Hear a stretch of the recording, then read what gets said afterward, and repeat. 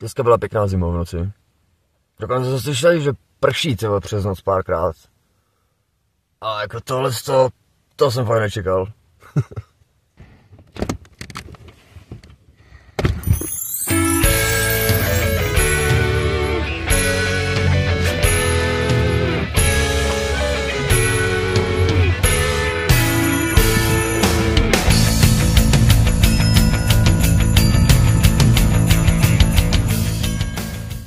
Třeba jsem fakt za pár let neviděl,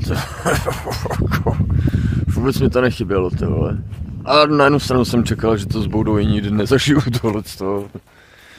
Ty vole. No. A máme novou tu. A novou dekoraci.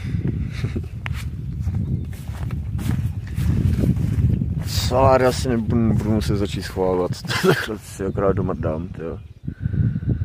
No. Dobrý ráno, ty vole, světe. Dobrý ráno, Vietname, ty vole. No, já jsem tak nechtěl sníst, ty vole, takovej chlad, ty vole, si chystám, že strávím zimu ve Španělsku, ty vole. A když se to konečně povede, ty vole, tak jsem ve Španělsku na severu, kde sněží, ty vole. To se mi prostě ve Francii v životě nestalo, ty vole. Dobré, ale. A jak to tady je pěkný. Jaký fajnový místo jsem tady včera už rozkvotil. Víte, vole, kosa je jak svým.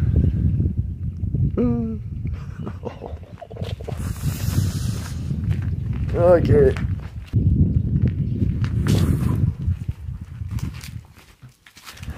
Teď vrnal jsem dlouho neviděl takovouhle pumpu, ty vole. Old school jako prase, ty vole. Takže to nezamrzlo.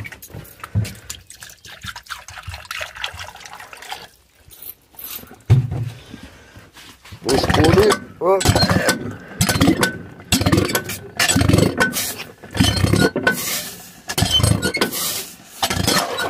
Jo, jsem se že to nepotešil. Je to... Nemáš manuální pumpa, to je tak úžasný, ty vole. Tak je mi to nic úplně novýho, ale to... Když člověk nevidí x let, to tak potěší. Já jsem tady hlavně zastavil kvůli tomu, že si vyperu. Nevím, jestli budu prát dneska, tyhle.